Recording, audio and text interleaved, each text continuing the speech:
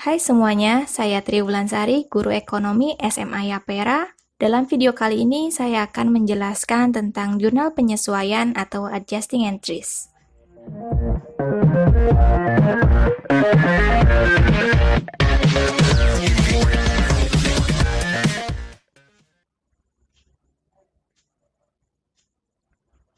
Sebelum kita masuk ke materi, kita ketahui dulu apa sih definisi dari jurnal penyesuaian. Nah, jurnal penyesuaian atau adjusting entries ini adalah ayat jurnal yang dibuat di akhir periode untuk melakukan koreksi atau menyesuaikan data catatan yang ada dengan data yang sebenarnya. Jadi, pada setiap perusahaan, pada akhir periode 31 Desember akan membuat pembukuan laporan. Nah, ada beberapa transaksi yang belum dicatat dan transaksi yang sudah dicatat tapi harus dikoreksi, maka dibuatlah jurnal penyesuaian. Pada umumnya, ayat jurnal penyesuaian ini mencakup koreksi kesalahan penjurnalan, kemudian penyusutan aset tetap, serta meliputi penyesuaian sewa yang telah dibayar di muka dan berubah menjadi beban sewa karena manfaatnya telah digunakan. Dan juga perlengkapan yang berubah menjadi beban perlengkapan sebab telah dipakai, dan pendapatan diterima di muka yang dihapus menjadi pendapatan jasa sesuai dengan jumlah produk yang telah dijual. Dalam jurnal penyesuaian ini ada dua transaksi yang akan dibahas, yaitu pertama, transaksi yang sudah terjadi tetapi belum dicatat, ada beban yang masih harus dibayar, pendapatan yang masih harus diterima, dan penyusutan aset tetap. Dan transaksi yang sudah terjadi tetapi perlu disesuaikan karena tidak sesuai dengan keadaan sebenarnya. Pertama, ada beban dibayar di muka, kemudian pemakaian perlengkapan, dan pendapatan diterima di muka. Kita bahas transaksi yang sudah terjadi tetapi belum dicatat. Yang pertama ada beban yang masih harus dibayar.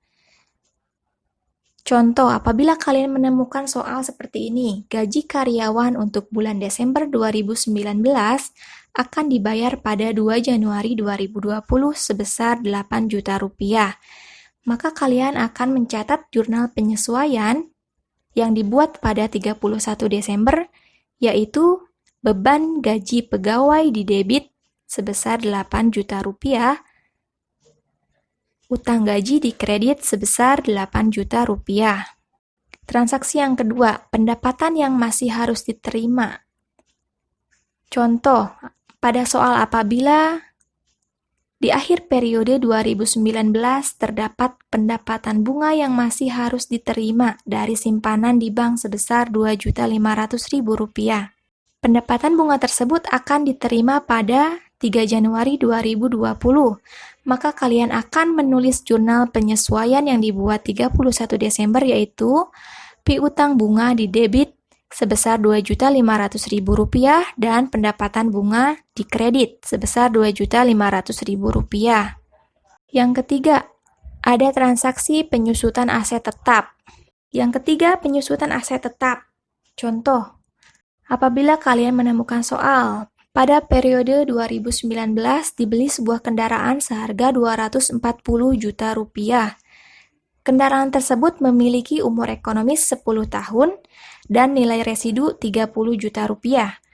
Maka kalian akan mencatat jurnal penyesuaian pada 31 Desember yaitu beban penyusutan kendaraan di debit, akumulasi penyusutan kendaraan di kredit sebesar Rp21 juta. Kenapa Rp21 juta? Nah, pada penyusutan aset tetap ini, ada penghitungan menggunakan metode garis lurus. Rumusnya, untuk mengetahui nilai penyusutan per tahun, adalah harga perolehan dikurangi nilai residu atau nilai sisa dibagi umur ekonomis. Pada contoh kasus soal, periode 2019 dibeli sebuah kendaraan seharga Rp240 juta, maka harga perolehannya sebesar Rp240 juta. Kemudian kendaraan tersebut memiliki umur ekonomis 10 tahun dan diperkirakan atau ditaksir memiliki nilai residu atau nilai sisa sebesar Rp30 juta. Maka nilai penyusutan per tahun untuk kendaraan tersebut dapat dihitung dengan cara berikut, dengan memasukkan rumus nilai penyusutan per tahun. Diketahui harga perolehan 240 juta dikurangi nilai residu atau nilai sisa 30 juta dibagi umur ekonomis 10 tahun. Maka hasilnya adalah 21 juta rupiah. Maka di akhir periode 31 Desember, kalian mencatat jurnal penyesuaian beban penyusutan kendaraan di debit sebesar 21 juta, akumulasi penyusutan kendaraan di kredit sebesar 21 juta rupiah. Setelah kita melakukan analisis transaksi yang sudah terjadi tetapi belum dicatat tersebut, maka dapat dibuat jurnal penyesuaian. Pertama, kalian tulis identitas laporan, ada nama perusahaan, nama laporan, kemudian periode berlangsungnya.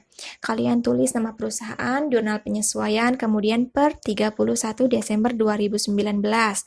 Kolom kalian buat seperti jurnal umum, ada kolom tanggal, keterangan, referensi, debit, dan kredit. Untuk tanggal, kalian isi tahun 2019 Desember tanggal 31. Transaksi yang pertama, untuk beban yang masih harus dibayar, hasil analisisnya beban gaji pegawai di debit, maka kalian masukkan ke keterangan pada jurnal penyesuaian, kemudian nominal 8 juta rupiah, kalian masukkan di debit 8 juta rupiah. Akun utang gaji di kredit sebesar 8 juta rupiah, kalian masukkan di kredit. Begitupun seterusnya, untuk pendapatan yang masih harus diterima, hasil analisisnya piutang bunga di debit 2.500.000, pendapatan bunga di kredit 2.500.000. Kemudian untuk penyusutan aset tetap, hasil analisisnya beban penyusutan kendaraan di debit 21 juta, akumulasi penyusutan kendaraan di kredit 21 juta. Di akhir kalian menjumlahkan seluruh saldo debit dan kredit agar balance. Setelah kita membahas transaksi yang sudah terjadi tetapi belum dicatat, yaitu beban yang masih harus dibayar, pendapatan yang masih harus diterima, dan penyusutan aset tetap, kedua, kita akan melanjutkan membahas transaksi yang sudah terjadi tetapi perlu disesuaikan karena tidak sesuai dengan keadaan sebenarnya. Pertama, kita bahas beban dibayar di muka. Contoh kasus soal, pada 1 Agustus 2019 dibayar beban asuransi karyawan untuk 1 tahun sebesar Rp2.400.000. Untuk penulisan beban dibayar di muka ini, ada 2 metode, yaitu dicatat sebagai harta dan dicatat sebagai beban. Kita bahas dicatat sebagai harta terlebih dahulu. Ketika terjadi transaksi seperti soal, maka kalian akan membuat jurnal umum sebagai berikut. Pertama, asuransi dibayar di muka di debit, kas di kredit sebesar Rp2.400.000. Nah, pada akhir periode, kalian akan melakukan penyesuaian dengan menghitung beban asuransi yang sudah terpakai, yaitu dari bulan Agustus sampai bulan Desember, yaitu selama 5 bulan. Maka kalian melakukan perhitungan beban asuransi untuk tahun tersebut adalah beban yang terpakai sama dengan 5/12 dikali Rp2.400.000. Hasilnya adalah beban yang terpakai adalah Rp1 juta. Maka kalian buat jurnal penyesuaian beban asuransi di debit Rp1 juta dan asuransi dibayar di muka di kredit Rp1 juta. Tipsnya, untuk mencatat beban dibayar di muka, jika dicatat sebagai harta, maka ditulis beban di debit, kemudian harta di kredit. Nominal yang ditulis yaitu yang terpakai. Metode kedua, ada dicatat sebagai beban. Nah, pada saat ada kasus soal seperti ini, kalian akan membuat jurnal umum beban asuransi di debit, kas di kredit sebesar Rp2.400.000. Sedangkan pada akhir periode dilakukan penyesuaian untuk menghitung beban asuransi yang belum terpakai atau yang tersisa, yaitu dari bulan Januari hingga bulan Juli selama 7 bulan. maka kalian akan menghitung beban yang belum terpakai, yaitu 7/12 dikali Rp2.400.000. Hasilnya adalah Rp1.400.000. Kalian akan membuat jurnal penyesuaiannya, yaitu asuransi dibayar di muka di kredit dan beban asuransi di debit sebesar Rp1.400.000. Tipsnya, jika mencatat beban dibayar di muka, jika dicatat sebagai beban, maka ditulis harta terlebih dahulu di debit, kemudian bebannya di kredit.